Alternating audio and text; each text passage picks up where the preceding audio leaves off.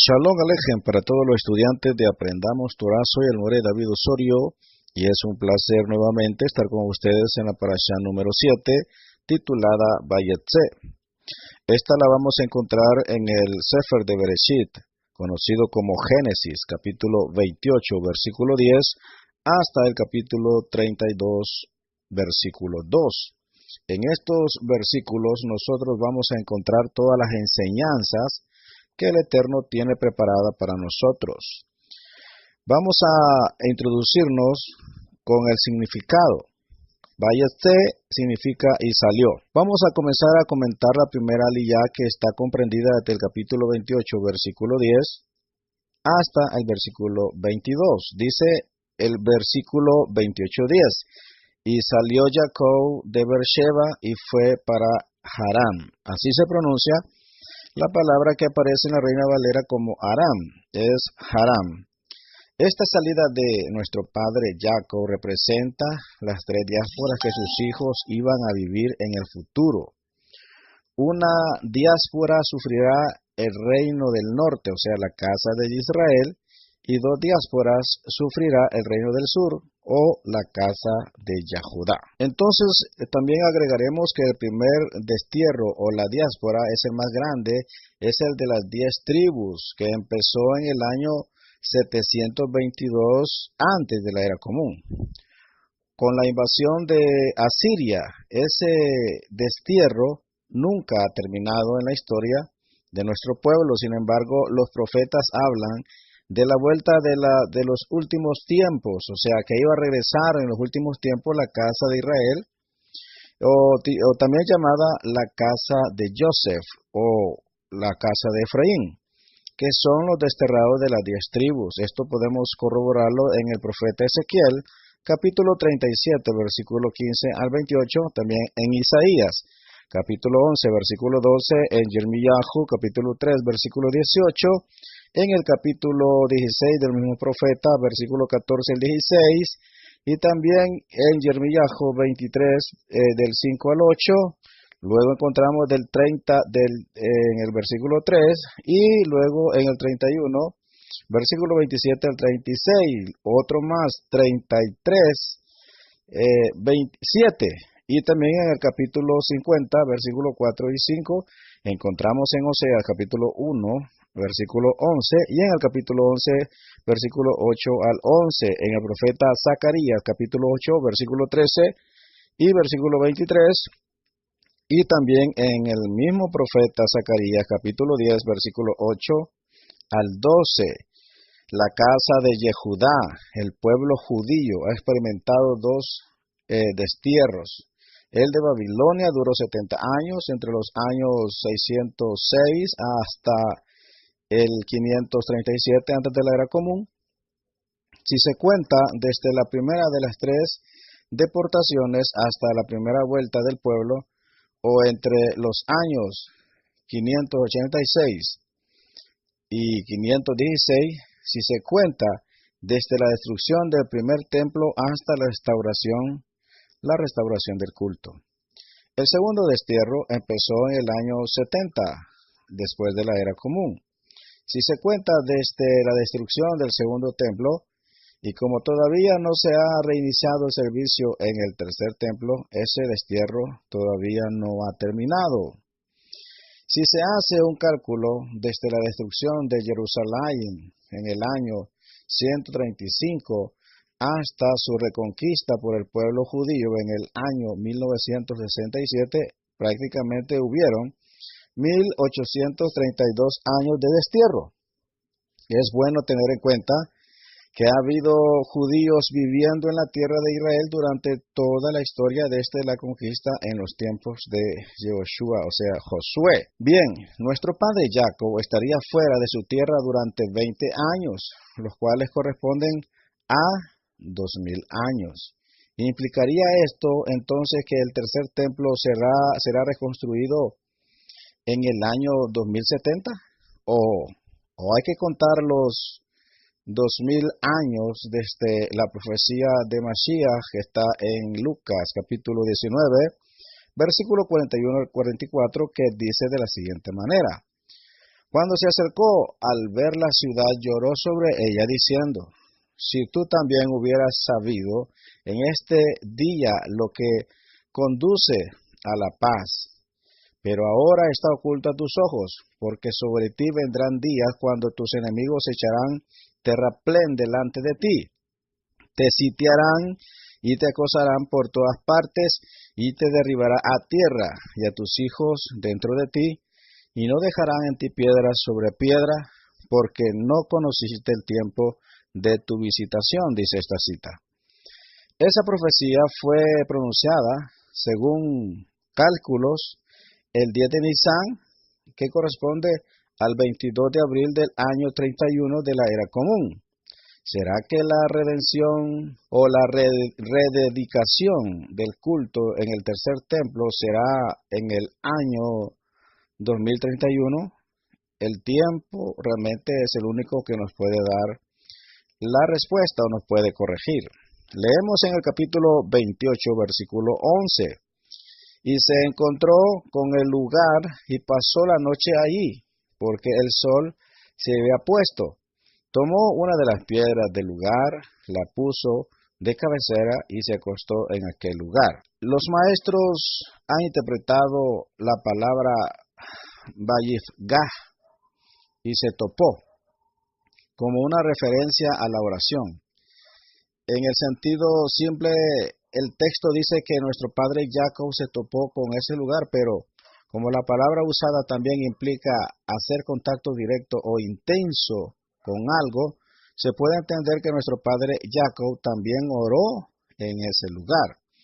La palabra hebrea que ha sido traducida como lugar es Makon. La palabra se repite hasta 6 veces en este contexto, y como aparece también en Bereshit capítulo 22, versículos 3 y 4, como una referencia a Moriah. No faltan rabinos que dicen que nuestro padre Jacob estaba durmiendo en el lugar donde se iba a ser construido en el futuro el templo. La palabra Macón también se usa en referencia al omnipresente. Hay un principio que dice, Él es el lugar del universo. El universo no es su lugar. Esto quiere decir que Él contiene al universo, pero el universo no lo contiene a Él.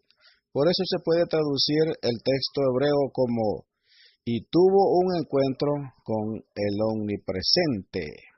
Capítulo 28, versículo 12, y tuvo un sueño. Y aquí había una escalera apoyada en la tierra, cuyo extremo superior alcanzaba hasta el cielo. Y aquí los ángeles de Elohim subían y bajaban por ella.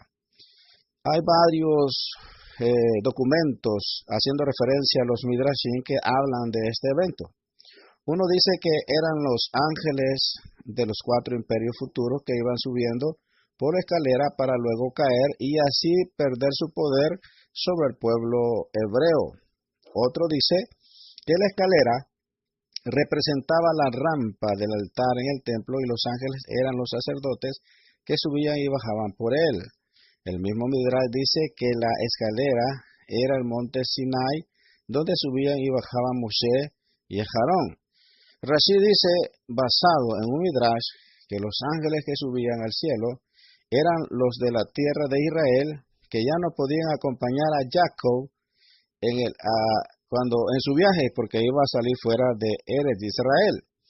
Quiere decir entonces que la interpretación de este Midrash nos dice que hay ángeles que pueden trabajar solo dentro de la tierra de Israel, o sea, que están repartidos de una manera geográfica, pero también nos dice que hay ángeles que así como estuvieron con nuestro padre Jacob en el extranjero, así también hay ángeles ahora que están guardando la casa de Israel, que está entre las naciones estudiando Torah, santificándose y esperando el regreso de nuestro Adón Yeshua HaMashiach. Y por eso vinieron otros ángeles en su lugar. O sea, subieron los ángeles que ya no podían acompañar a nuestro padre Jacob y bajaron otros nuevos para luego acompañarlo hasta Haram. Esa es una de las interpretaciones, usted puede escoger la que más le parece. Tenemos que tener en cuenta que el Midrash está basándose en una palabra o una expresión del texto hebreo y monta una historia más o menos, podríamos decir, que puede parecernos a nosotros fantasiosa, para ilustrar esa palabra o expresión, sin que esa historia sea necesariamente verdadera, o sea, una ilustración. El gran rabino Shaul ben Gamaliel escribió a uno de sus talmidim, o sea, discípulos, según está registrado en la carta de Tito, capítulo 1, versículo 14, allí dice: no prestando atención a mitos judaicos y a mandamientos de hombres que se apartan de la verdad. Esto es sobre aquellas ilustraciones que muchas veces se pueden salir de la realidad o de la esencia del texto. Por lo tanto, debemos tener mucho cuidado a la hora de acercarnos, a la hora de tener un midrash. Y debo de decirle a todos los que están estudiando en Aprendamos Torah, que de seguro los midrashim tienen la esencia del pensamiento hebreo. Y el hecho de que nosotros no lo entendamos no quiere decir que son netamente fantasiosos o que son solamente fábulas, sino que nada más es que nuestro cerebro, nuestra mentalidad todavía no está afinada para poder entender la esencia del pensamiento hebreo. Por lo tanto, toda persona que lee los midrashim debe tener un moré o un rabino que le pueda estar guiando y dando la verdadera interpretación, ayudándole a entender el texto. Porque muchas cosas que la gente en el occidente entiende en los midrashim, como lo entienden, no es la verdad, porque la verdad solamente la puede captar una persona que ha renovado sus pensamientos y ahora cuenta con un cerebro hebreo. Bien, el Talmud también nos dice algo sobre esto, porque hay cosas que realmente debemos de entenderlas, debemos de comprender que nuestra capacidad todavía no ha llegado, pero que si nosotros somos humildes y preguntamos a un maestro, nos ayudará a entender el mismo Talmud, los midrashim, para que podamos saborear más la revelación de la Torá.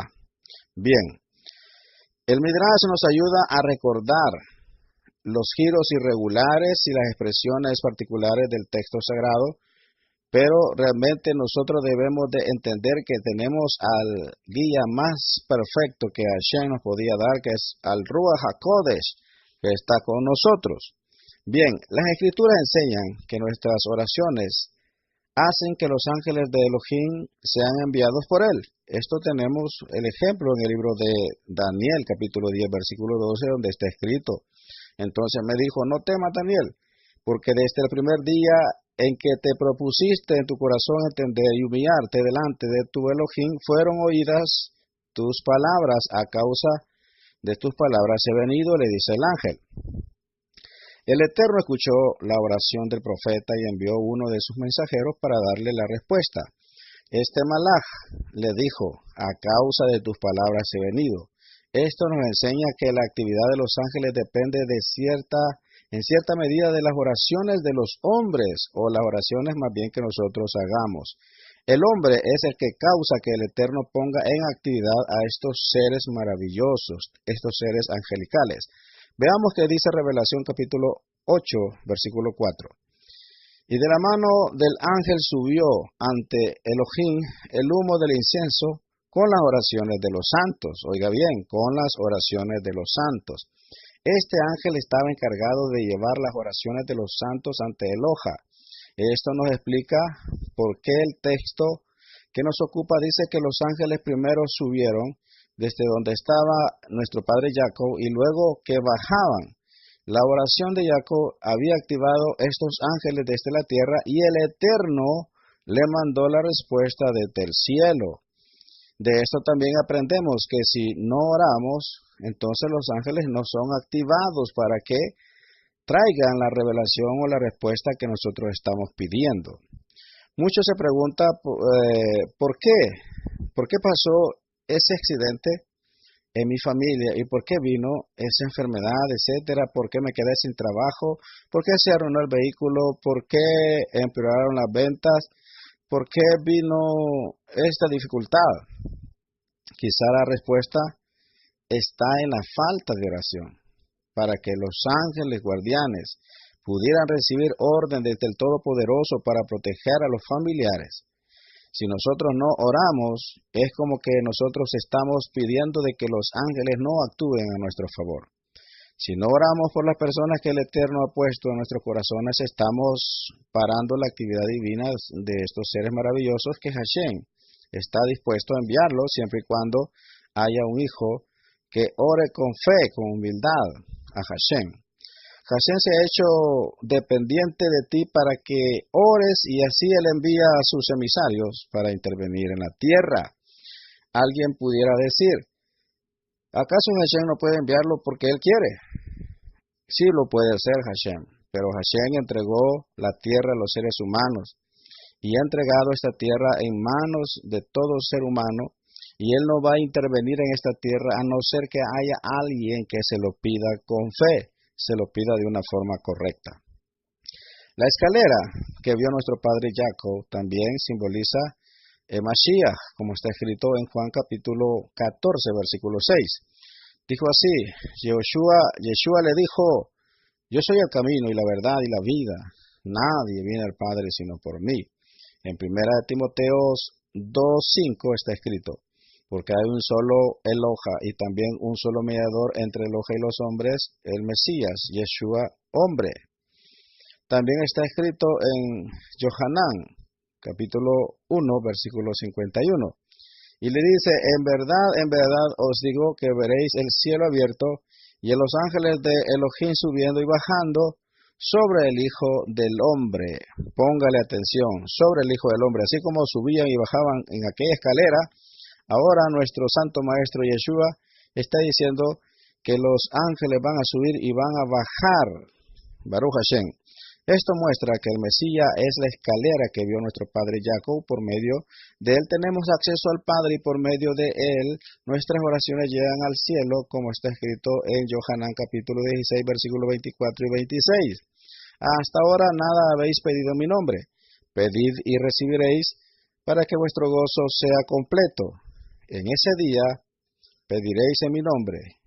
Y no os digo que yo rogaré al Padre por vosotros. Encontramos también en Romanos capítulo 16, versículo 27, al único y sabio Elohim, por medio de Yeshua el Mashiach, sea la gloria para siempre. Amén. Una escalera tiene varios peldaños. Esto nos enseña que el camino entre la tierra y el cielo tiene varios niveles.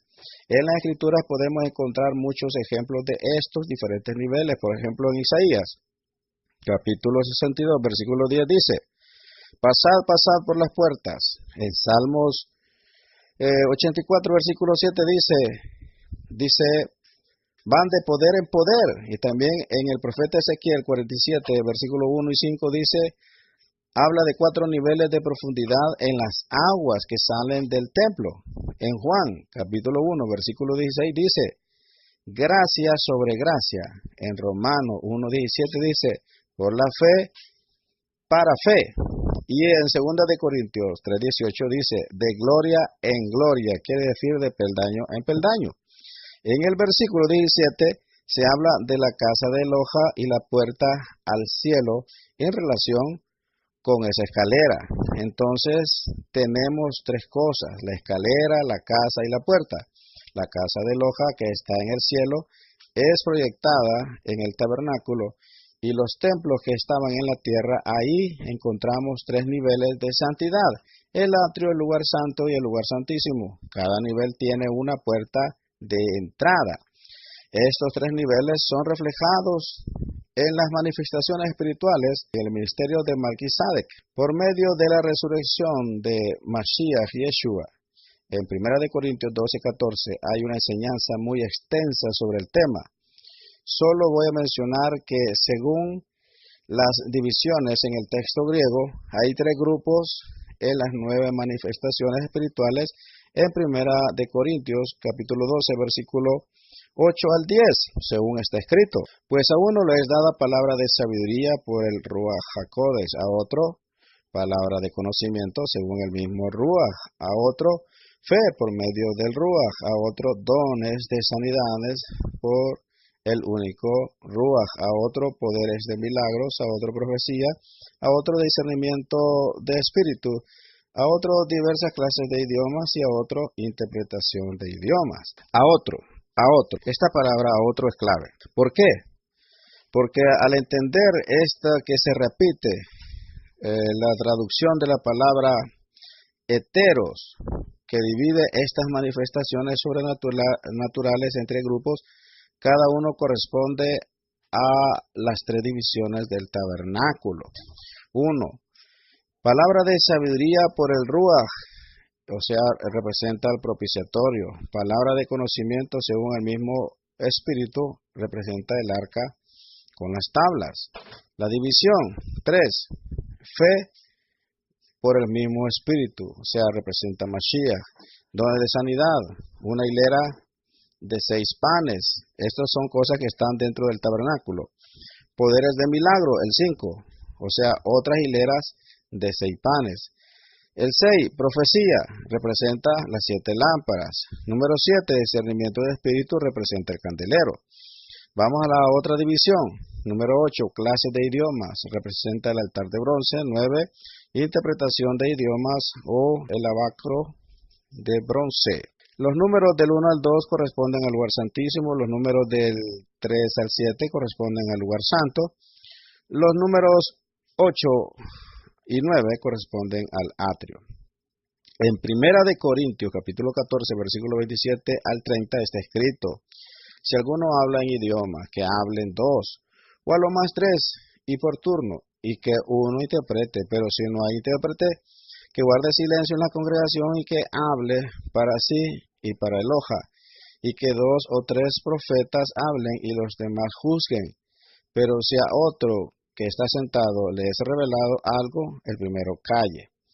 En Primera de Corintios 13, 1 y 2 está escrito: si yo hablara idiomas humanos y angelicales, pero no tengo amor, he llegado a ser como un metal que resuena o címbalo que retiñe. Y si tuviera profecía y entendiera todos los misterios y todos los conocimientos, y si tuviera toda la fe para trasladar montañas, pero no tengo amor, nada sois. En estos dos textos debemos encontrar las 3 puertas de las 3 divisiones del templo celestiales, que son: 1, idioma, o sea, lengua, la puerta para entrar en el cielo. Profecía, la puerta para entrar en el lugar santo. 3, revelación, la puerta para entrar en el lugar santísimo.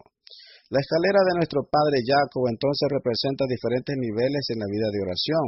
Conforme uno va profundizando en la oración, podrá subir de nivel y experimentar hasta elevaciones de su espíritu e incluso de su cuerpo hasta las esferas superiores en los Hashamaim, como está escrito en 2 de Corintios capítulo 12 del 1 al 4. Y el gloriarse es necesario, aunque no es provechoso. Pasaré entonces a las visiones y a las revelaciones del Adón. Conozco a un hombre en el Mesías que hace 14 años, no sé si en el cuerpo, no sé si fuera del cuerpo, el hoja lo sabe.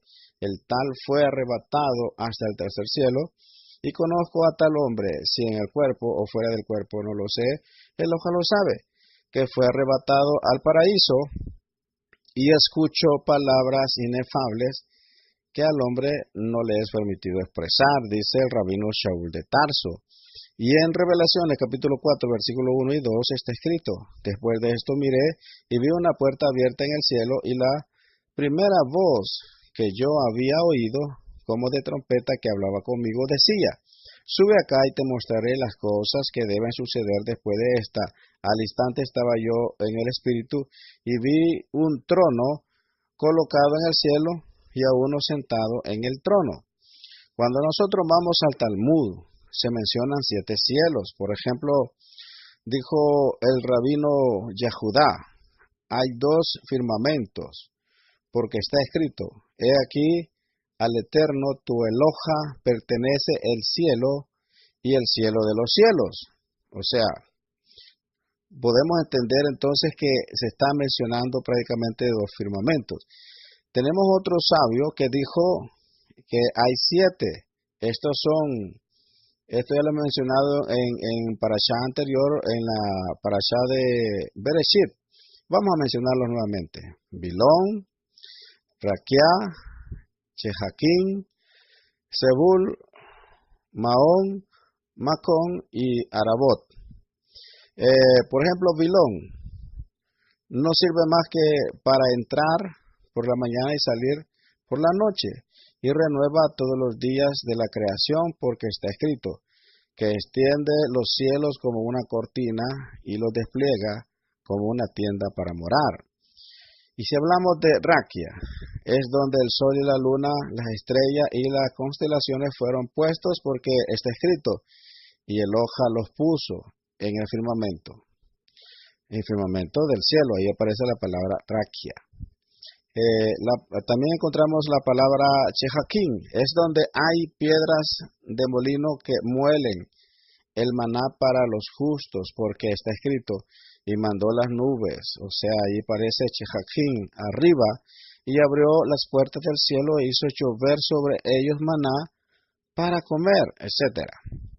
Zebul es donde están construidos Jerusalén, pero la Jerusalén celestial, y el templo y el altar, y porque se ha dicho, ciertamente te he edificado una morada, o sea, la palabra Zebul, un lugar donde puedes habitar para siempre, y donde deducimos que es llamado cielo, porque está escrito, mira desde el cielo y contempla incluso desde la morada de tu santidad y de tu gloria. Vemos lo que dice acerca de Maón, es donde hay compañías de ángeles ministeriales que pronuncian canciones divinas, o sea, estos de noche, y están en silencio de día por causa de la gloria de Israel. Porque se ha dicho, de día mandará Hashem su misericordia, y de noche su canción será conmigo. ¿Y de dónde deducimos que es llamado el cielo? Porque está escrito, mira desde tu morada, o sea, Maón, morada santa desde el cielo.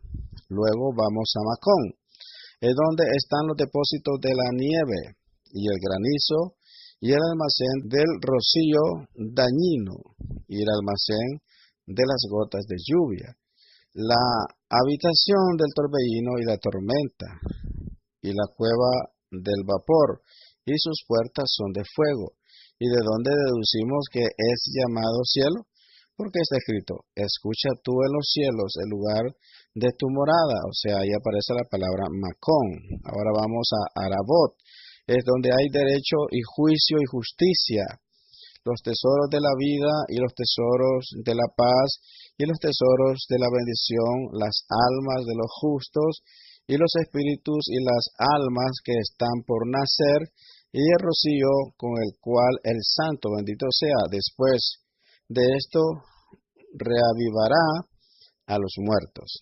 Allí también están los Ofanim y los Serafín, y los seres santos vivos, y los ángeles ministeriales, y el trono de Eloja, y el rey, el Eloja vivo, sublime y exaltado, habita sobre ellos en Arabot, porque está dicho, exalta al que cabalga sobre Arabot, cuyo nombre es Hashem. Regresemos nuevamente a la Torá, a la parashá que nos toca la porción.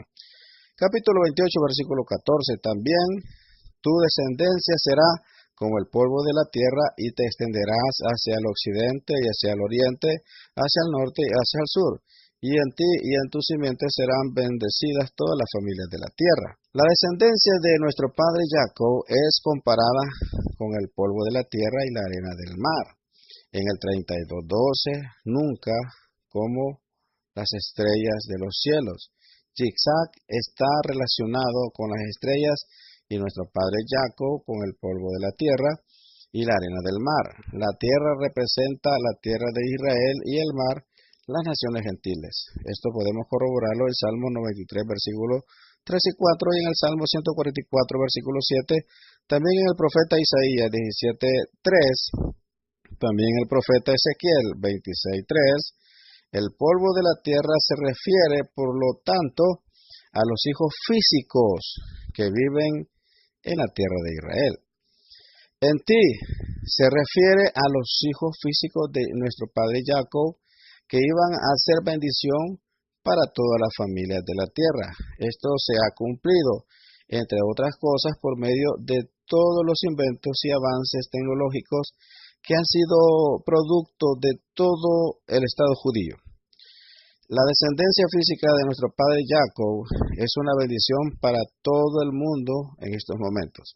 Además, ha entregado al mundo la Torá y a Mashiach para la salvación de todas las naciones. Por eso está escrito, en tu simiente, como una referencia a Mashiach. La palabra bendecida, serán bendita o bendecida. Aquí aparece la misma palabra que en Bereshit capítulo 12, versículo 3. La palabra que estamos considerando es Benibrehu, que puede ser entendida como y serán injertadas, o sea, y serán injertadas en ti. De aquí donde también se desprende la revelación del rabino Shaul cuando está hablando a todos los judíos mesiánicos que habitaban en Roma. Capítulo 28, versículo 18 al 22. Y se levantó nuestro padre Jacob muy de mañana, y tomó la piedra que había puesto de cabecera, la erigió por señal y derramó aceite por encima. Y esta piedra que he puesto, dijo él, por señal, será casa de Eloja. Aquí hay una alusión a Mashiach, la piedra fundamental para la casa de Eloja, y el ungido con aceite. Mashiach significa ungido. El aceite de oliva representa el Ruach del Eterno. Esto concuerda con el texto de Mateo, capítulo 16, versículo 15 y 18, donde está escrito, y les dice, ¿y vosotros qué decís que soy yo? Respondiendo Simón Pedro dijo, tú eres Mashiach, el hijo de Eloja viviente. Y Yeshua respondiendo le dijo, dichoso eres Simón, hijo de Joná, porque esto no te lo reveló carne ni sangre, sino mi Padre que está en los cielos. Yo también te digo que tú eres Pedro, y sobre esta roca edificaré mi congregación, y las puertas del Sheol no prevalecerán contra ella. La revelación que tuvo nuestro padre Jacob de la escalera que representa a Mashiach se asemeja a la revelación que tuvo Pedro acerca de quién era Yeshua. Sobre esa roca será edificada la casa espiritual, la congregación de los santos y creyentes en Yeshua dentro de Israel, como el mismo Pedro escribe en la primera carta, en la cita del capítulo 2, versículos 4 y 5. Y viniendo a él, como a una piedra viva, desechada por los hombres, pero escogida y preciosa delante de Eloja. También vosotros como piedra viva, sed edificados como una casa espiritual, para un sacerdocio santo, para ofrecer sacrificios espirituales aceptables a Eloja por medio de Yeshua HaMashiach. Y en el Salmo 118, versículo 23 está escrito, la piedra que desecharon los edificadores ha venido a ser la principal del ángulo. Los edificadores fueron los líderes religiosos de Israel que rechazaron a Yeshua como Mashiach, como está escrito en Hechos capítulo 4, versículo 8 al 11. Entonces Kefa, lleno del Ruach HaKodesh, les dijo, gobernantes y ancianos del pueblo, esta es la piedra desechada por vosotros, los edificadores, la cual ha venido a ser la piedra angular. Antes de pasar a la segunda liyá, es necesario que ustedes entiendan este texto. Mucha gente sigue diciendo que el pueblo de Israel rechazó a Yeshua, HaMashiach, y por eso Yeshua se consiguió otro pueblo. Esta es una vil mentira, porque quienes lo rechazaron fueron los edificadores, fueron los líderes, los sacerdotes de aquel tiempo, porque no les convenía, porque estaban acomodados, porque amaban más la gloria de los hombres que la gloria de Hashem. Pero no fue el pueblo, una gran multitud seguía a Yeshua. ¿Y quién no iba a amar a aquel que había resucitado a mi hermano después de 4 días? ¿Quién no iba a amar a aquel hombre que le dio vista a mi hijo que estuvo ciego, nació ciego y fue ciego durante 40 años? ¿Quién no iba a amar a aquel que multiplicó los panes y los peces? ¿Quién no iba a amar a aquel que había limpiado leprosos?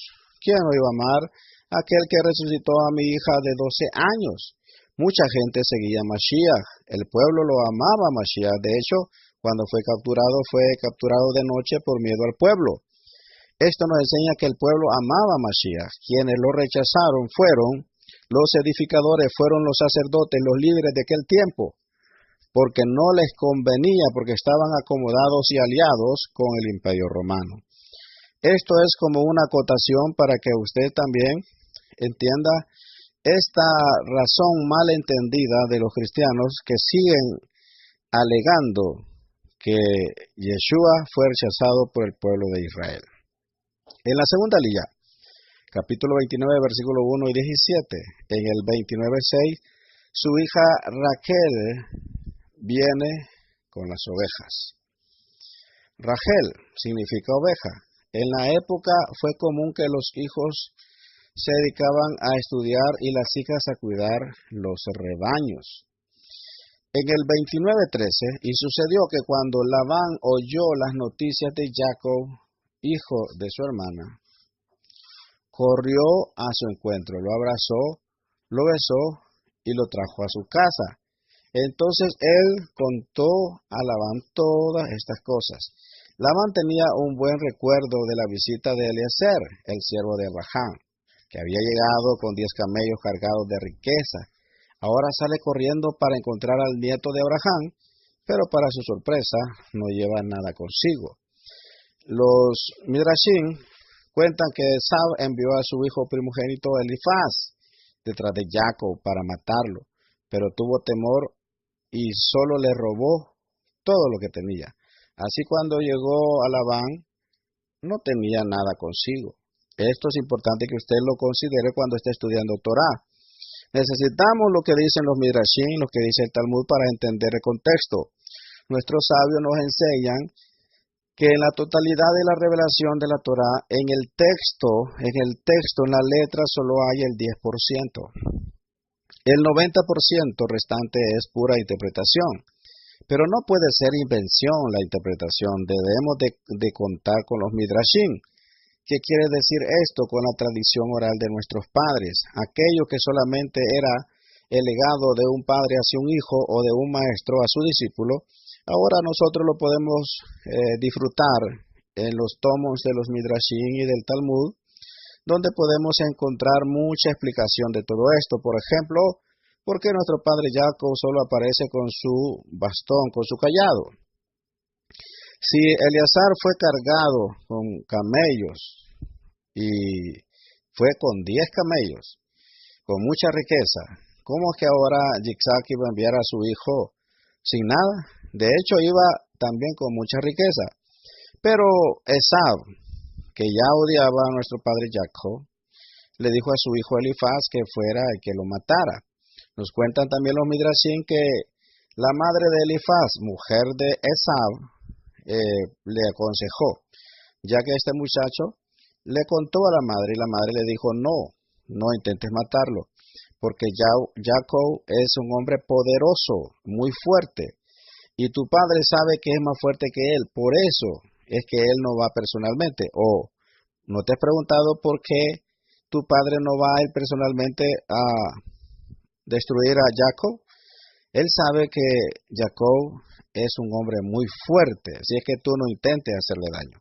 Entonces este joven no podía desobedecer a su padre, aunque era una mala orden y estaba mal enseñado, entonces va y le roba, pero no lo mata. Porque él entendió que cuando a un hombre se le quitan toda su riqueza y se queda en la pobreza, es como que si hubiese muerto. Entonces, por eso es que luego lo encontramos sin nada. Cuando llega a donde estaba Labán, nos cuentan también los Midrashim, que lo abrazó, pero lo tocó, así nos cuentan los Midrashim, que lo tocó por todos lados, lo registró, le hizo como una requisa, lo abrazó, lo besó, pero le estaba revisando la cintura, le revisaba el bolsón, a ver si no llevaba ahí oro, llevaba perlas, o llevaba alguna clase de bien, porque era un hombre avaro. Pero al darse cuenta que no llevaba nada, pues entonces ahí se dieron los casos que a continuación lo vamos a considerar. En el capítulo 29, versículo 16, Labán tenía 2 hijas. El nombre de la mayor era Lea y el nombre de la menor Rachel. Lea significa cansada. En el capítulo 29, versículo 17, y los ojos de Lea eran delicados, pero Rachel era de bella figura y de hermoso parecer. El Midrash cuenta que Lea estaba destinada para casarse con Esaú, su primo mayor, y Rachel para casarse con Jacob, su primo menor. Por esta razón Lea lloraba y lloraba tanto que sus ojos estaban siempre con lágrimas. El Eterno escuchó su oración y así fue entregada a Jacob. Nosotros vimos en el comentario, más bien hablamos de esto en el comentario anterior, que por eso sus ojos estaban así, sus ojos delicados de tanto llorar, porque ella no quería como esposo a un rasha, porque ella se dio cuenta que Esaú era un rasha y quería a ella un sadik. Hashem oyó su oración y por eso es que Esaú, por no estudiar Torah, no entendió que cuando vendió su primogenitura, estaba también entregando el derecho a la bendición. Y no solamente el derecho a la bendición del padre, sino el derecho que tenía el primogénito por trato que habían hecho ambas familias, que la mayor de Labán, de las gemelas, iba a casar con el mayor de los gemelos de Yitzhak, y el menor de los gemelos de Yitzhak se iba a casar con la menor de las gemelas de Labán. Pero cuando nuestro padre Jacob obtiene la primogenitura, también obtuvo la esposa que le correspondía al primogénito. Por eso es que encontramos que la primera en casarse es Lea, Baruch Hashem. Tercera Aliyá, capítulo 29, versículo 18 hasta el capítulo 30, versículo 13. En el 29-25, cuando fue de mañana, he aquí que era Lea, y Jacob dijo a Labán, ¿qué es esto que me has hecho? ¿No fue por Rachel que te serví? ¿Por qué pues me has engañado? Nuestro padre Jacob tuvo que cosechar lo que había sembrado con su padre y su hermano, como él había dicho que era su hermano cuando no lo era. Ahora tenía que sufrir las consecuencias de la misma manera casándose con la mayor, que le fue presentada como si fuera la menor, aunque todos los designios ya estaban hechos por Hashem, pero tuvo que sufrir el engaño. Por cuanto aún un sádic, siendo sádic, se le ha de pagar sus errores, cuanto más un impío y un pecador. De esto lo habla más claramente Kefas. Si el justo con dificultad se salva, ¿en dónde aparecerá el impío y el pecador? En la carta a los Gálatas, capítulo 6, versículo 7, está escrito, no os dejéis engañar. De hoja nadie se burla, pues todo lo que el hombre siembre, eso también segará. Capítulo 29, versículo 32. Y concibió Lea y dio a luz un hijo y le puso por nombre Reubén, pues dijo, por cuanto el Eterno ha visto mi aflicción, sin duda ahora mi marido me amará. Reubén significa mirada, un hijo.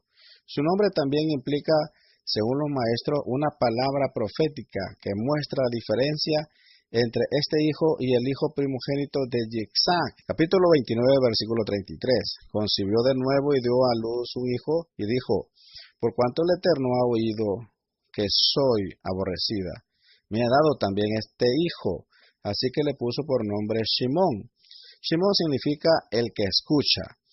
Capítulo 29, versículo 34. Y concibió otra vez y dio a luz un hijo y dijo, ahora esta vez mi marido se apegará a mí porque le he dado 3 hijos, así que le puso por nombre Leví. Leví significa adherido. Capítulo 29, versículo 35. Concibió una vez más y dio a luz un hijo, y dijo, esta vez alabaré al Eterno. Así que le puso por nombre Yehudá, y dejó de dar a luz. Yehudá viene de la palabra Yadá, que significa confesar, alabar, agradecer. La raíz de Yadá es Yad, o sea, mano. Este es el cabeza de la tribu en la cual nacerá el Mashiach. El Mashiach es la mano del Eterno, y por medio de él se salvará el pueblo de Israel y toda la humanidad. Y por eso habrá muchas alabanzas tanto del pueblo hebreo como de todas las naciones, como está escrito en el Salmo 35:18. En la gran congregación te daré gracias, entre mucha gente te alabaré, refiriéndose a naciones. Y en Deuteronomio capítulo 32, versículo 43 está escrito, regocijaos naciones con su pueblo, porque él vengará a la sangre de sus siervos, traerá venganza sobre sus adversarios y hará expiación por su tierra y su pueblo. En el capítulo 30, versículo 3, encontramos, ella dijo, aquí está mi sierva Bilá, llégate a ella, para que dé a luz sobre mis rodillas, para que por medio de ella yo también tenga hijos. Bilá significa tímida. En el capítulo 30, versículo 6, y Rachel dijo, Eloja me ha vindicado, ciertamente ha oído mi voz y me ha dado un hijo. Por tanto le puso por nombre Dan, que significa juzga y juzgó. En el capítulo 30, versículo 8 dice, y Rachel dijo, con luchas de Eloja he luchado con mi hermana y ciertamente he prevalecido, y le puso por nombre Neftalí. Neftalí significa mi lucha. La raíz de esta palabra es la misma que se ocupa para la oración tefilá. De esto aprendemos que la oración constituye una lucha.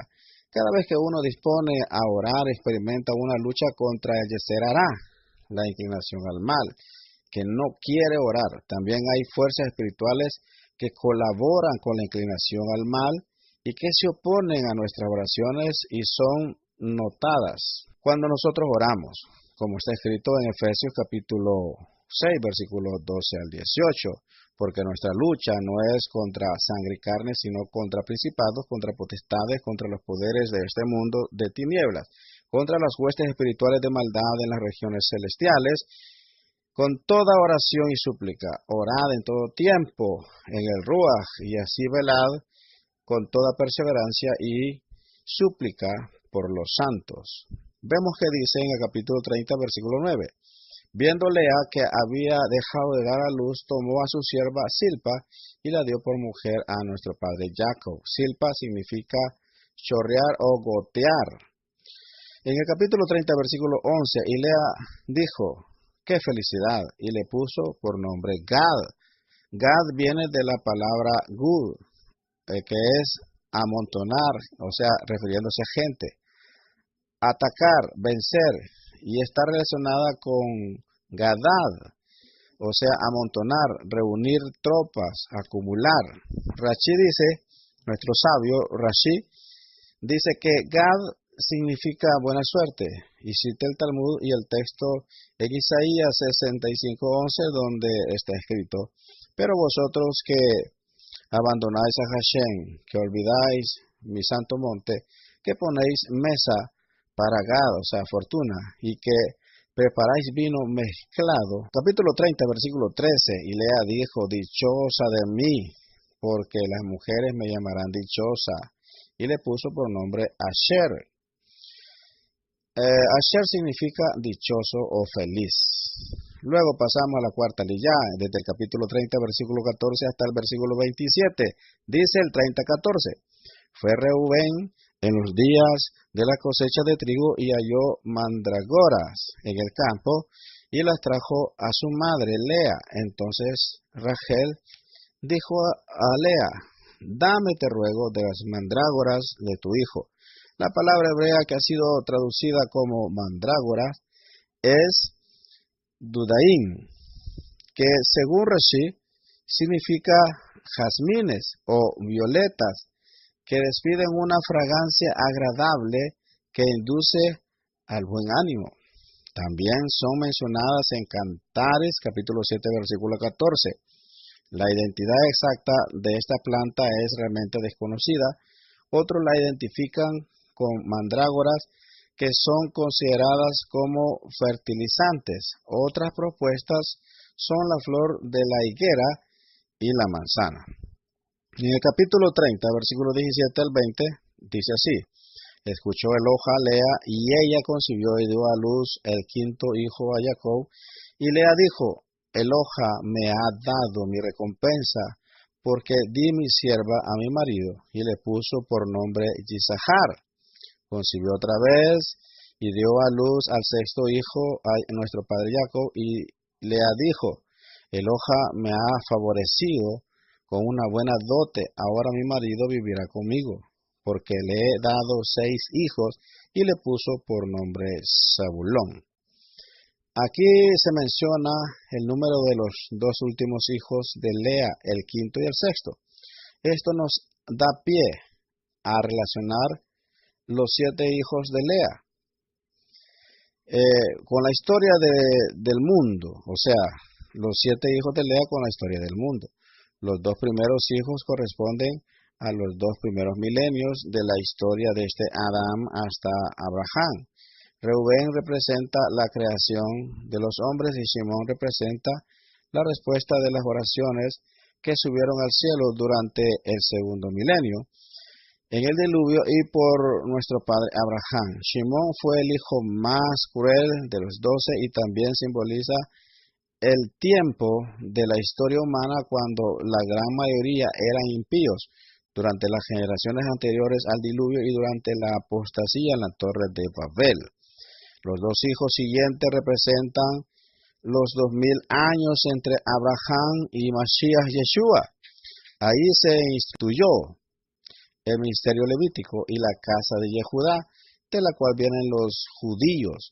Fue la única que sobrevivió los ataques de los enemigos.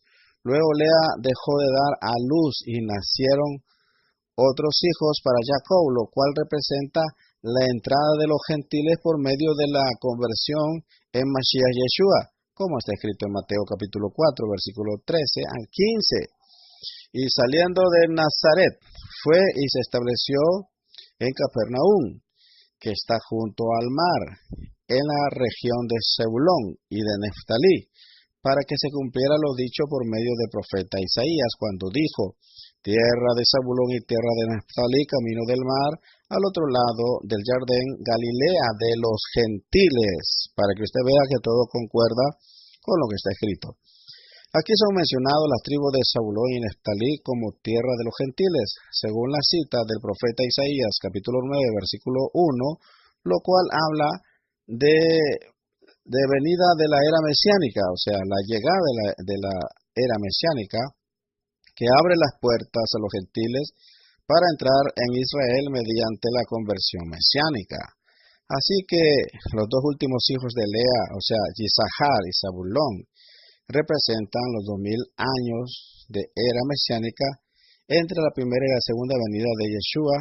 Yisahar significa él recompensará. Esto alude al fruto de la aflicción del alma de Mashiach con la salvación, lo cual nosotros podemos corroborarlo así: la salvación del pueblo judío, del pueblo israelita y los gentiles, como está escrito en Isaías capítulo 53, versículo 11. Debido a la angustia de su alma, él lo verá y quedará satisfecho. Por su conocimiento, el justo, mi siervo, justificará mucho y cargará la iniquidad de ellos. Y Lea dijo: Eloja me ha dado mi recompensa porque di mi sierva a mi marido.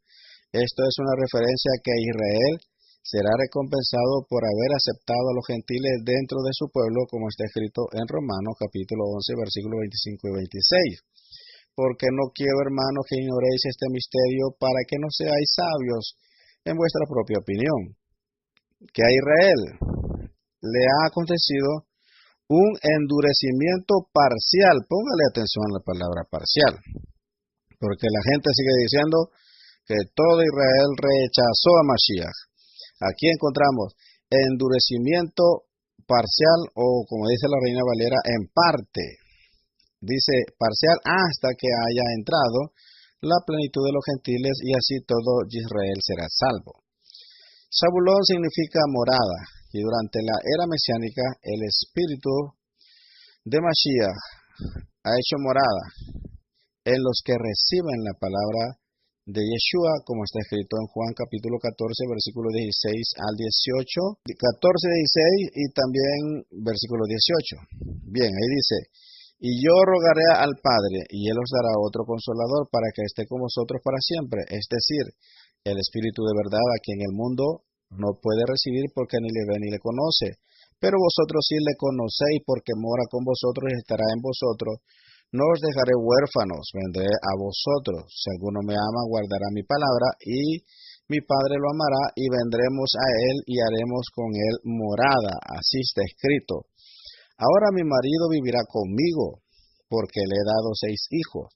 Zabulón es el sexto hijo de Lea, lo que indica que al final de la era mesiánica, donde estamos viviendo ahora el sexto milenio desde Adán, vendrá el esposo, el Mashiach, de vuelta para morar entre su pueblo, como está escrito en Yohanan capítulo 14, versículo 3. Y si me voy y preparo un lugar para vosotros, vendré otra vez y os tomaré conmigo, para que donde yo estoy, ahí estéis vosotros también.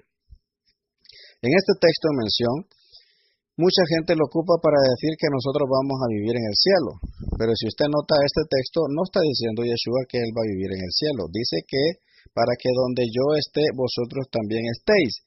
Ahora la pregunta, ¿y dónde es que va a reinar Yeshua? ¿Va a reinar en el cielo o va a reinar en la tierra? Pues nosotros encontramos que va a reinar acá en la tierra.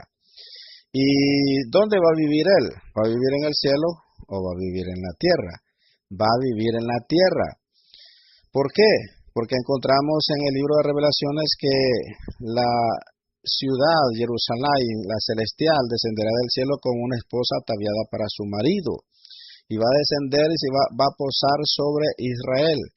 Ahí va a estar la nueva Jerusalén, va a bajar la ciudad celestial a la tierra.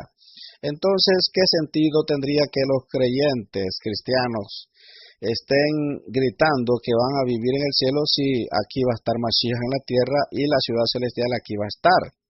Las calles de oro y el mar de cristal estarán aquí también sobre la tierra, no estarán en el cielo.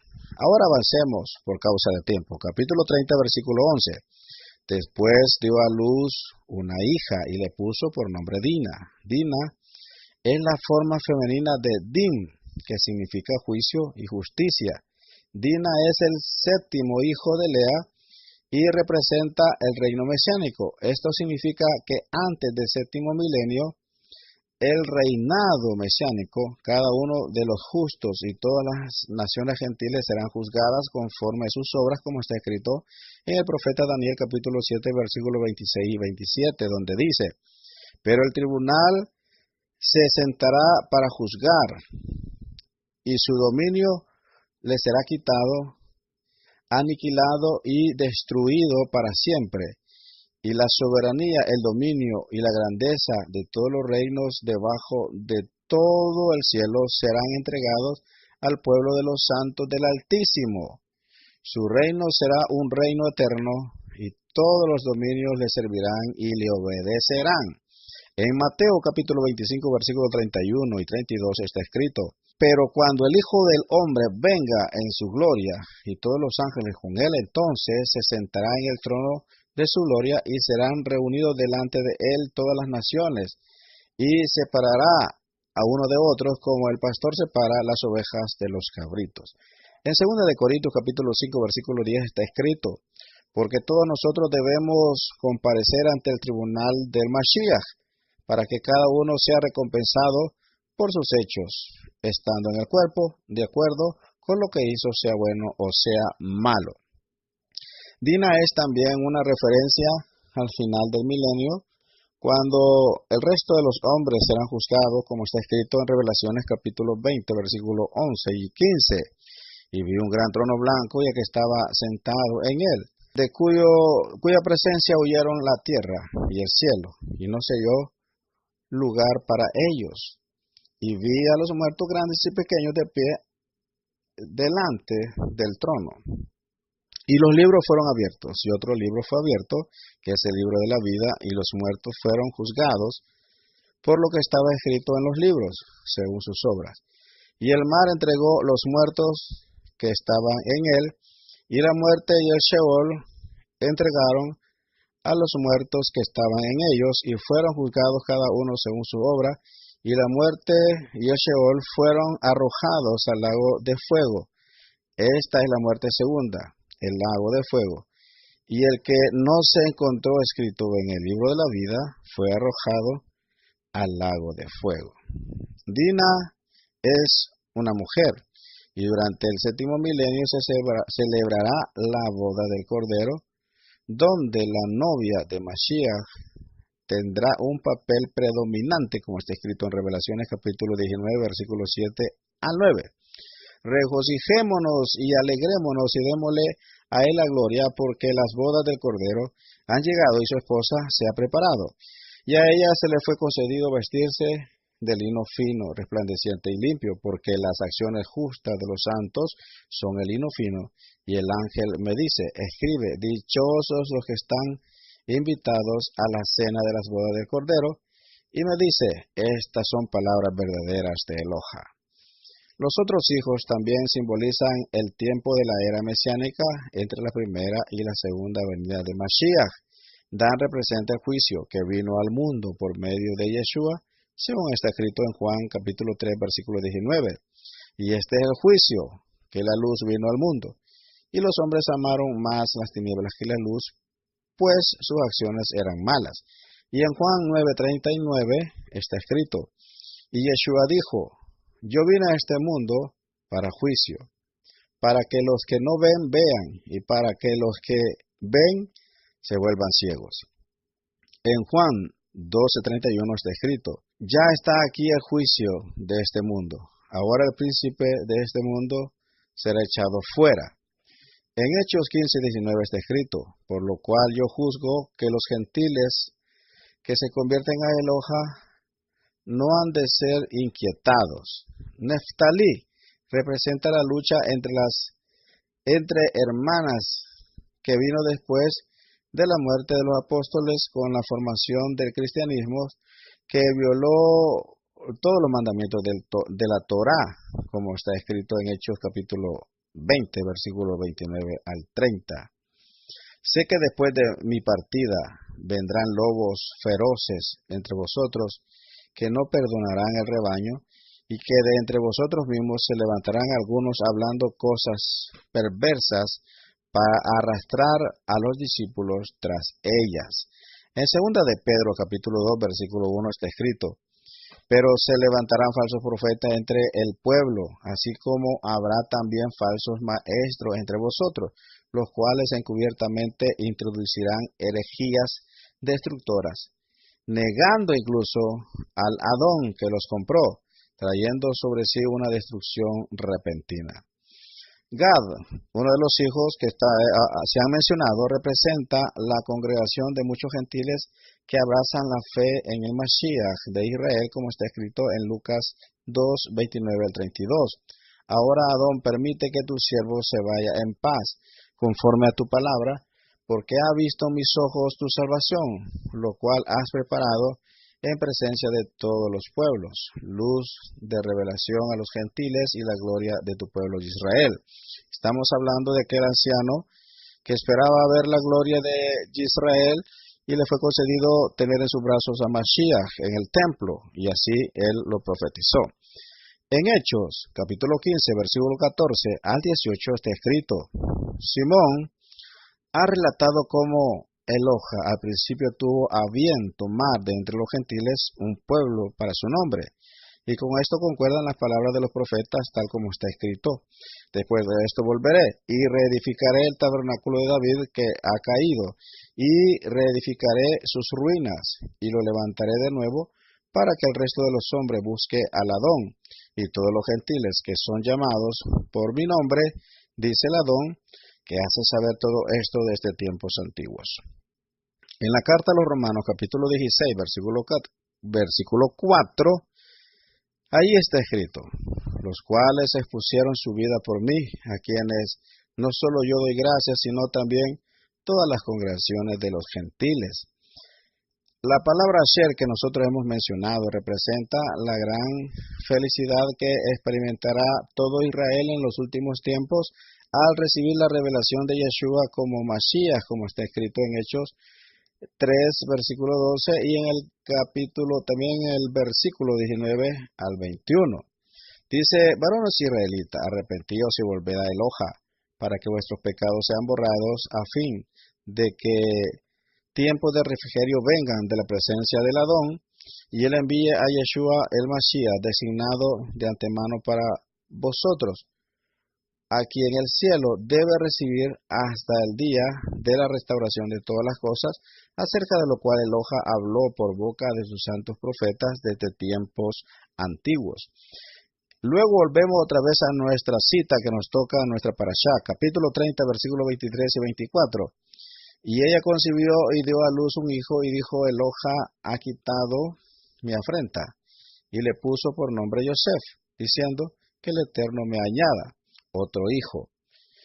Rachel, que significa oveja, dio a luz a Yosef, que significa o simboliza el cordero de Eloha, o sea, Mashiach, el Mashiach ben Yosef, el siervo sufriente.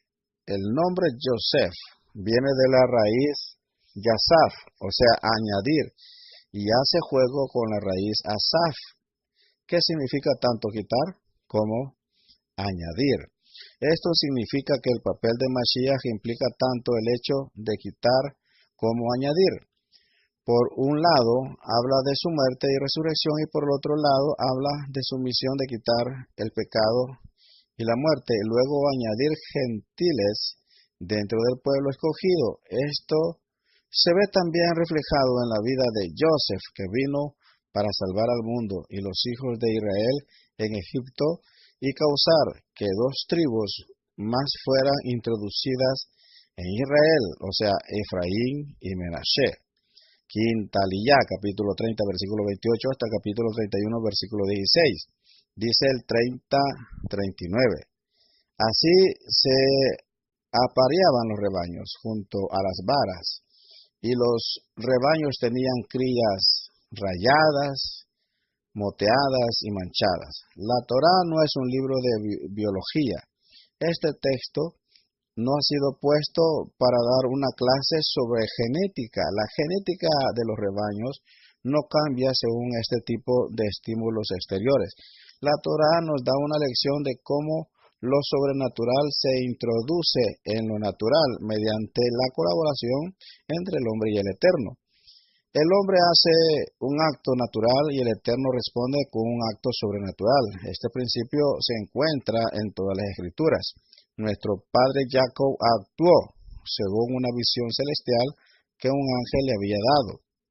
No podemos desatar el poder sobrenatural del Eterno si no tenemos una revelación, como está escrito en Juan capítulo 5, versículo 19.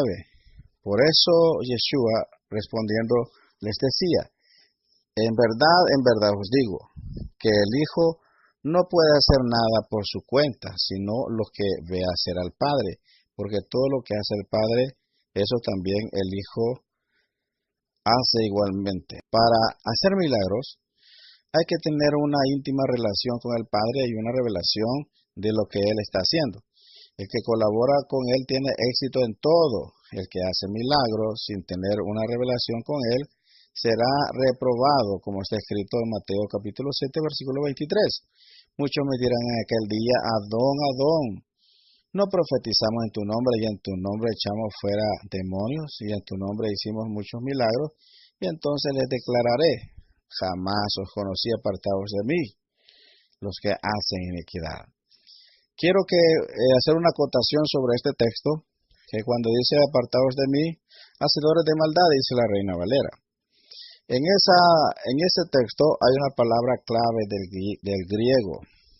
El griego, recordemos que el hebreo para decir Torah, la Torah significa instrucción.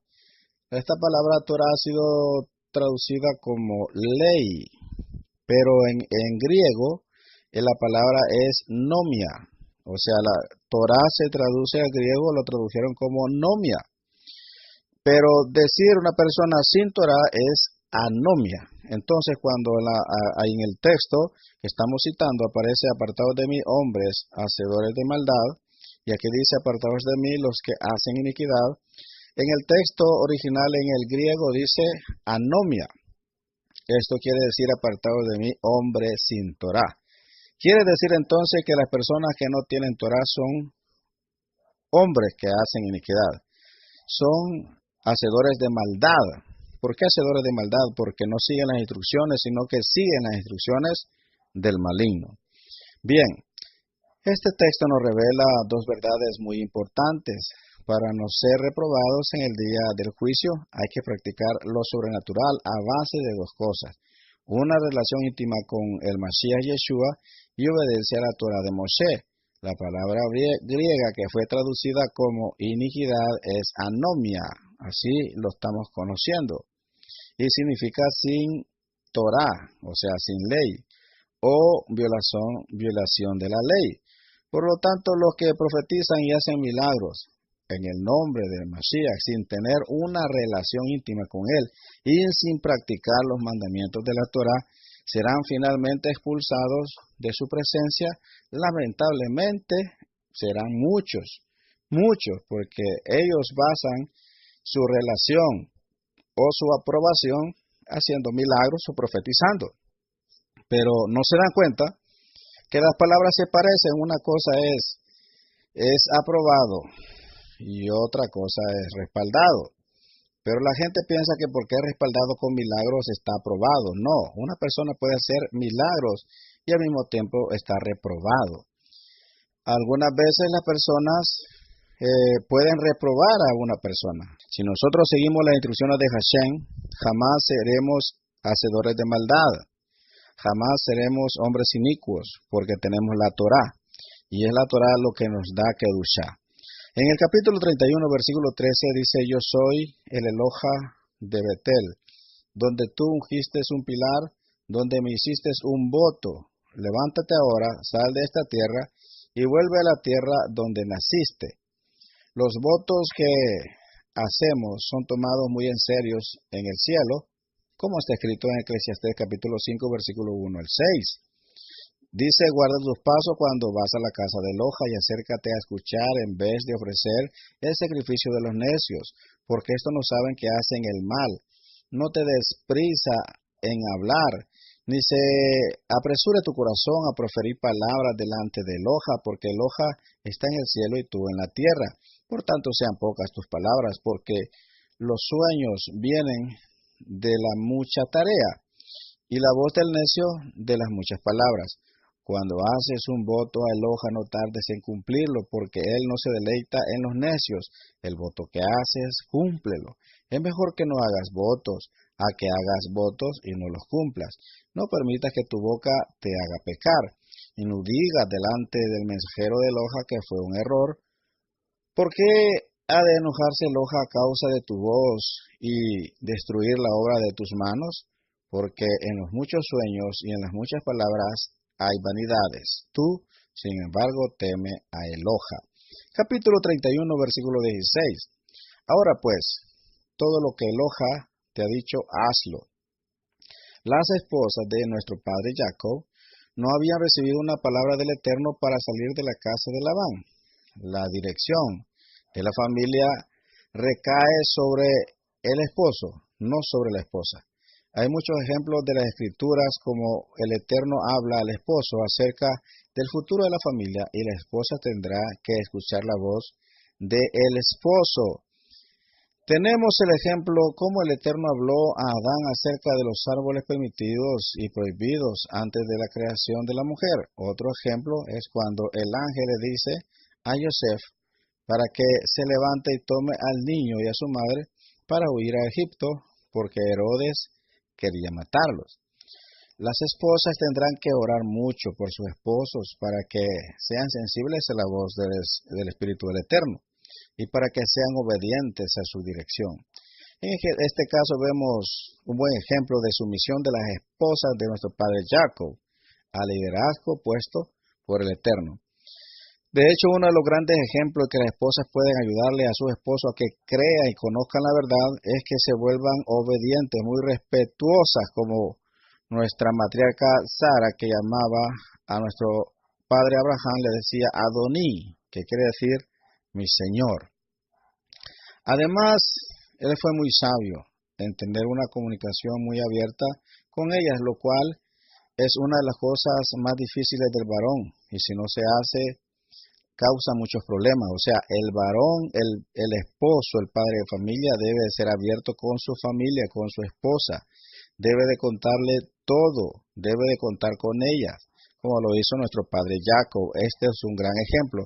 Si para las mujeres la enseñanza es que deben de ser obedientes, aunque realmente ellos no hayan recibido la revelación, sino que haya sido el esposo, pero también nos dice a los esposos que nosotros debemos de contarle a nuestras esposas, no pedirles la aprobación, sino contarles lo que Hashem ha de hacer. Bien, nosotros encontramos que al no hacer esto, pues hay muchos problemas matrimoniales. Nuestro padre Jacob le contó a todas las cosas y reveló lo que el Eterno le había dicho para que supieran que la decisión que iba a tomar no estaba basada en él mismo, sino en la voluntad del Eterno. El esposo no vive para satisfacer sus propios deseos en el matrimonio, sino para cumplir el propósito del Eterno con su familia. Sexta Lía, capítulo 31, versículo 17 al 42. Dice el 31-19. Y mientras Labán había ido a trasquilar sus ovejas, Rachel robó los ídolos domésticos que eran de su padre. Según el libro un libro que nosotros podemos adquirir, que es un libro hebreo, este libro de Hazer, así se traduce al castellano. En hebreo es Yashar. Y otros también Midrashim dicen que Labán tenía un ídolo que había sido hecho de una forma terrible. Cuando un hijo primogénito nació, fue sacrificado y se le cortó la cabeza. Después de quitar todo el pelo, salaban y aceitaban su cráneo. Luego colocaban debajo de su lengua un rollo de papel o un trozo de metal en el cual habían escrito el nombre sagrado. Lo colocaban en la casa, le encendían velas y se inclinaban ante él, y entonces empezó a hablar y a contestarles como todo lo que pedían. O sea, hablaban con ellos. Prácticamente era un rito satánico. Así era el ídolo principal que Rachel había hurtado. Luego cuenta el Midrash que el propósito del hurto de Rachel fue evitar que su padre supiera por medio del ídolo dónde habían huido. Sin embargo, Labán fue prácticamente un vecino y consultó a su ídolo, o sea que fue a ocupar el ídolo del vecino para saber lo que realmente estaba pasando. Pero también el Midrash nos dice que Labán se dio cuenta de la siguiente manera. Él se fue a trasquilar y el viaje era de camino de 3 días. Labán se fue los 3 días. Nuestro padre Jacob aprovechó para retirarse. Pero ¿cómo supo Labán que se había retirado nuestro padre Jacob? Pues tenemos que hacer una recopilación. Cuando llegó nuestro padre Jacob a Harán, Labán supo que un sádic había entrado a esa tierra porque los pozos habían comenzado a dar agua. Aquellos pozos secos comenzó a brotar agua. Las partes que estaban secas de pasto comenzaron a reverdecer y aquellas crías que abortaban o eran estériles comenzaron a concebir y las que abortaban comenzaron a parir y comenzaron a multiplicarse los animales. Entonces Labán, como era una especie de brujo de ese lugar, él supo que un sádic había entrado a esa tierra y para su beneficio era nuestro padre Jacob. Entonces, cuando él se fue a trasquilar después de estos 20 años, y estaba allá trasquilando tranquilamente, caminó 3 días para llegar, luego el tiempo que estaba trasquilando, pero de repente llega un criado que había dejado Labán en su casa y le cuenta a Labán y le dice: Señor, vengo a informarte que algo terrible ha pasado y no sabemos cuál es la causa. Y le dice: dime qué pasa. Resulta que los pozos que estaban dando agua, de repente se han secado. Y los pastizales que estaban bien verdes, de repente se han secado de una forma sobrenatural, forma terrible, de un día para otro. Y los animales que antes eran buenos para dar crías, ahora están abortando y están quedando estériles. Y no sabemos de dónde viene este mal. Y entonces rápidamente Labán entendió que el sádic, nuestro padre Jacob, se había retirado, y es así como él regresa, se apresura y luego los persigue. Esta información nos ha dado los Midrashim. Ahora bien, una antigua ley llamada Nusú revela que un yerno que tenía los ídolos domésticos de su posesión podía exigir la herencia familiar en un juzgado. ¿Será que el motivo de Rachel era ese a la hora de hurtar los ídolos de su padre? Pues realmente no sabemos. Pero lo que nos dicen los Midrashim era que ella quería evitar que su padre siguiera adorando esos ídolos y que también no los ocupara para que se diera cuenta a dónde iban y podría alcanzarlos más rápido. Pero sabemos que este hombre era astuto, entonces como su ídolo no estaba en su casa, fue a prestar un ídolo de su vecino y así consultarlos, y así fue como los pudo alcanzar y pudo prácticamente hacer su reclamo. Sea como sea, lo cierto es que la Torá dice que Rachel hurtó, y el hurto trae maldición si no hay arrepentimiento con restitución de lo hurtado. 3 maldiciones alcanzaron a nuestra madre Rachel: la maldición causada del hurto mismo, la maldición que pronunció Jacob sobre la persona que tenía los ídolos, y en el 31-32, y la maldición causada por haber mentido ante su padre. En el 31-35, estas maldiciones causaron su muerte prematura en el momento del nacimiento de su segundo hijo, que en hebreo es Benjamín. En el capítulo 31, versículo 20, dice así: y Jacob engañó a Labán arameo al no informarle que huía. El texto hebreo dice que literalmente que Jacob robó el corazón de Labán. Es la misma palabra que en el versículo anterior, donde dice que Rachel robó los terafín. Robar el corazón de alguien no tiene que ver con enamoramiento, sino con un abuso de la confianza que otra persona ha depositado en la otra. Labán confiaba en Jacob. Jacob se aprovechó de esa confianza y salió huyendo. El motivo fue puro, porque quería obedecer al Eterno, pero el comportamiento de Jacob no fue correcto. Cometió un acto de hurto, hurtó el corazón de alguien que confiaba en él. Este tipo de hurto es muy común entre los hombres. Cuando ven una oportunidad para aprovecharse del otro, lo hacen, sin entender las graves consecuencias que este delito produce. Nuestro padre Jacob tuvo que sufrir mucho durante su vida, porque antes había sembrado engaño y ahora sembró el hurto. Por esta razón, lo mismo pasaría luego con sus propios hijos, en los cuales él confiaba. Le engañaron con la desaparición del hijo que más amaba. Le robaron el corazón. Lo que uno siembra tendrá que cosechar tarde o temprano. Recuerde que hacia los justos también deben de pagar por sus errores, como le pasará a aquel que es un impío y un pecador. Querido estudiante de Aprendamos Torah, sé fiel al confiar en Hashem y sé fiel con aquellas personas que confían en ti. Si has hurtado el corazón de alguien, arrepiéntete y ve a la víctima y humíllate ante ella y pídele perdón. Y haz todo lo que está a tu alcance para restituir el daño. Eso es muy importante.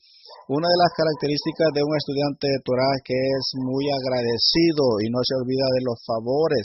Muchas personas, usted le hace favores hasta se puede quitar el bocado de su boca y dárselo, pero cuando tienen la menor oportunidad de hacer daño, sacan su puñal y apuñalan de una forma tan cruel.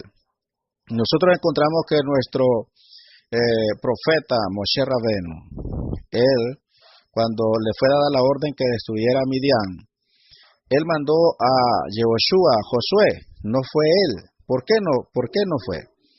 Porque él había vivido en Midian y había estado con ellos y lo habían recibido y lo habían ayudado, y él era agradecido, y por eso no fue personalmente, sino que fue Yehoshua, aunque era una orden del Eterno, el Eterno se lo permitió, porque él no podía quebrantar este principio.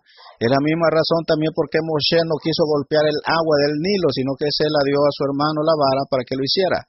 ¿Por qué? Porque las aguas del Nilo habían sostenido su canasta cuando era bebé para que no se hundiera, y él era agradecido. Por eso hay un dicho muy importante: Nunca tires piedras a un pozo del cual tú bebiste agua. Esto nos habla de ser agradecido con aquellas personas, aunque sea un rasha. Debemos nosotros ser agradecidos y no ser como aquellos que no tienen Torah. No es lo mismo la confianza que el perdón. Si una persona ha robado el corazón de otra, pierde su confianza. Aunque luego se arrepienta y pida perdón, no habrá recuperado la confianza de la otra persona hasta pasar mucho tiempo, en el caso que sea posible recuperarla. Porque la otra persona piensa, si lo hizo una vez, lo podrá hacer otra vez. Así que ten paciencia si no logras obtener la misma confianza del que hurtaste el corazón. No le ocultes y que tú tendrás que trabajar para recuperarlo y no lo culpes a él por eso, por desconfiar, porque esta es parte del proceso de restauración. Recuerda que cuando Akadosh Baruj Hu sacó a Adán y Eva, lo sacó del huerto, ya los había perdonado, pero ¿por qué los sacó si los había perdonado? Es que se había roto esa confianza, se rompió la confianza y los expulsó del Edén. Y para que vieras cuál era la desconfianza que había, la desconfianza fue, no sea que el hombre extienda sus manos al árbol de la vida y viva para siempre. Lo saca afuera y pone un ángel. Pero dijo, puede ser que venzan al ángel porque están recién que han caído, son fuertes. Puso una espada de fuego que revolvía y cuidaba el camino al huerto. ¿Por qué? Porque Hakadosh Baruj Hu ya no confiaba y quería que el hombre hiciera su trabajo. ¿Y cuál fue el trabajo? Que el hombre se reivindicara, que el hombre hiciera méritos, que el hombre recuperara a la confianza para luego volver al Edén. Esto es lo que vino a hacer nuestro Adón Yeshua HaMashiach, a recuperar esa confianza. Y nosotros también debemos de saber que también igual que Yeshua, nosotros debemos de trabajar también con Abba Kadosh para mostrarle nuestro amor, nuestra pasión, cumpliendo cada misbot, obedeciendo sus instrucciones para recuperar esa confianza. Bien, en el capítulo 31, versículo 31, dice así, entonces Jacob respondió y dijo a Labán, porque tuve miedo, pues dije, no sea que me quites a tus hijos a la fuerza. El miedo es lo contrario a la fe. Nuestro padre Jacob había tenido una palabra del Eterno, o sea, había recibido una palabra del Eterno. Y esa palabra era suficientemente poderosa para producir confianza en el corazón de nuestro padre Jacob, pero su temor de Labán fue superior y tomó una decisión por temor. Las decisiones tomadas por miedo no son buenas, traen consecuencias negativas. Labán podía haber hecho daño a nuestro padre Jacob, pero el Eterno tuvo misericordia con él e intervino en el asunto, a pesar de nuestros temores y nuestra falta de confianza. Él es bueno con nosotros y nos ayuda. Bendito sea su nombre. Capítulo 31, versículo 35. Y ella dijo a su padre, no se enoje mi señor, porque no puedo levantarme delante de ti, pues estoy con lo que es común entre las mujeres. Y él buscó, pero no encontró los ídolos domésticos. Vemos una forma muy respetuosa de hablar a su padre. Mi señor, además pide perdón por no levantarse ante él, lo cual constituye una falta de respeto. Quiere decir que aquellos que están estudiando Torah y que tienen a su padre vivo, deben demostrarle que están estudiando Torah cuando están en su cuarto o están en la sala y su padre ha salido a hacer algo o a trabajar o ha ido a hacer algún viaje y regresa. Los hijos deben de levantarse y no esperar que él entre, salir a recibirlo a la puerta como una forma de respeto, una forma de honrar a nuestros padres. Esto debe ser característica de todo estudiante de Torah. Aún, óigame bien, los que son casados, cuando llegan sus suegros, tienen que darle misma medida de honor, salir hasta afuera a recibirlos y darle mejor asiento a sus suegros. Y si es suegra, también debe demostrarle que usted está estudiando Torah y que es diferente. Así es que esto es muy importante. Bien, en el capítulo 31, versículo 42, si el Eloha de mi padre, Elohim de Abraham, y temor de Yitzhak, no hubiera estado conmigo, ciertamente me hubieras enviado ahora con las manos vacías. Pero Eloha ha visto mi aflicción y la labor de mis manos, y anoche hizo justicia. ¿Por qué Jacob menciona a Eloha como el temor de Yitzhak? ¿Qué fue lo que más había impactado a la vida del Jacob en su padre? O sea, ¿qué es lo que más había impactado? Su temor a Eloha. Podía haber dicho el misericordioso de mi padre, o el poderoso de mi padre, o el santo de mi padre. Pero lo destaca es el temor de Yitzhak. Tenía por Elohim, o sea, un gran respeto. Esto es un temor reverente. Esto nos enseña acerca de la importancia de servir al Eterno con temor, quiere decir con respeto, un temor reverente. La falta de temor del Eterno es una de las causas, quizás la mayor causa, por la que el hombre peca, porque menosprecia la palabra de Hashem. Como se le dijo a David Hamelech, tomaste en poco la palabra de Hashem. Yeshua destaca la importancia de temer al Eterno en la cita de Lucas capítulo 12, versículo 5, donde está escrito: pero yo os mostraré a quién debéis temer. Temed al que, después de matar, tiene poder para arrojar al infierno. Sí, os digo, a este temed. En 1 de Pedro 2:17 está escrito: honrad a todos, amad a los hermanos, temed a Eloha, honrad al rey. En Revelaciones 14:6-7 dice: y vio volar en medio del cielo a otro ángel que tenía un evangelio eterno para anunciarlo a los que moraban en la tierra y a toda la nación, tribu, lengua y pueblo, diciendo a gran voz: temed a Eloha y dadle gloria, porque la hora de su juicio ha llegado, a adorar al que hizo el cielo y la tierra, el mar y la fuente de las aguas. En Eclesiastés 12:13 dice así: la conclusión con todo lo que se ha dicho es esta: temed a Eloha y guardar sus mandamientos, porque esto es el todo del hombre. Si tenemos más temor de los hombres que del Eterno, no podemos ser siervos de Mashiach, como está escrito en Gálatas 1:10. ¿Por qué busco ahora el favor de los hombres o de Eloha? ¿O me esfuerzo por agradar a los hombres? Si yo todavía estuviera tratando de agradar a los hombres, no sería siervo de Mashiach. Hablemos un poco acerca de la séptima aliyá, ya que esto se nos ha alargado demasiado. Vamos a tratarlos de ahorrarnos un poco más de tiempo. En el 31:50 dice así: si maltratas a mis hijas, o si tomas otras mujeres además de mis hijas, aunque nadie lo sepa, mira, Eloha es testigo entre tú y yo.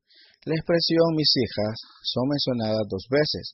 Esto implica, según Rashi, que las siervas de Lea y Rachel eran hijas de las concubinas de Labán, o sea que eran hermanas las 4, solo que las 2 siervas eran hijas de concubina. 32:1 y 2 dice: y cuando Jacob siguió su camino, los ángeles de Eloha le salieron al encuentro, y al verlos, Jacob dijo: este es el campamento de Eloha. Por eso le puso a aquel lugar el nombre de Mahanayim.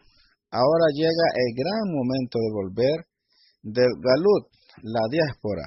En ese momento Jacob viene un encuentro con Malachim de Eloha. Rashi dice que los ángeles de la tierra de Israel salieron para escoltar en su entrada al país y darle la bienvenida al Tzadik, que aunque había morado entre gentiles, había morado entre Rasha, entre un Rasha, el mayor Rasha de Aram, que era Labán, aún así había sido capaz de guardar Torah.